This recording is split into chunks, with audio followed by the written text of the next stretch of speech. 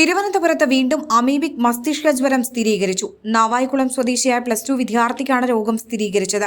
കുട്ടിയെ Thiruvananthapuram medical college ആശുപത്രിയിൽ പ്രവേശിപ്പിച്ചു. ഉത്രാട ദിനത്തിൽ കുട്ടി കുളത്തിൽ കുളിച്ചിരുന്നു. ഇതിനുശേഷമാണ് രോഗലക്ഷണങ്ങൾ കണ്ടത്. കുട്ടിക്കൊപ്പം കുളത്തിൽ കുളിച്ച 2 സുഹൃത്തുക്കൾ നിരീക്ഷണത്തിലാണ്.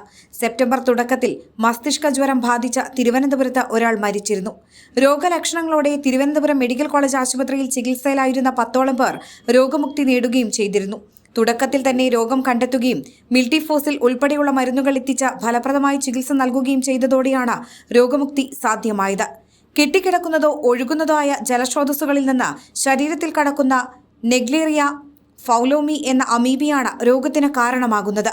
കുളത്തിൽ കുളിക്കുമ്പോഴും മറ്റും മൂക്കിലെ കട്ടി കുറഞ്ഞ തൊലിയിലൂടെ ശരീരത്തിൽ പ്രവേശിക്കുന്ന അമീബ പതിയെ തലച്ചോറിനെ ബാധിക്കുന്ന ജ്വരമായി മാറുന്നു. മരണസാധ്യത ഏറെയുള്ള രോഗാവസ്ഥയാണിത്. കൃത്യമായ ചികിത്സ നൽകിയാൽ രോഗിയെ ജീവിതത്തിലേക്ക് തിരികെ എത്തിക്കാം. അമീബിക് മസ്തിഷ്ക ജ്വരം സ്ഥിരീകരിച്ച സാഹചര്യത്തിൽ പൊതുജനങ്ങൾ ജാഗ്രത പാലിക്കണമെന്ന് ആരോഗ്യമന്ത്രി വീണ ജോർജ്. പായൽ പിടിച്ചു കിടക്കുന്നതോ മൃഗങ്ങളെ കുളിപ്പിക്കുന്നതോ ആയ കുളങ്ങളിലെ വെള്ളം ഉപയോഗിക്കുന്നവർ മുൻകരുതലുകൾ എടുക്കണം. മലിനമായ വെള്ളത്തിൽ കുളിക്കുകയോ മുഖം കഴുകുകയോ ചെയ്യരുത്.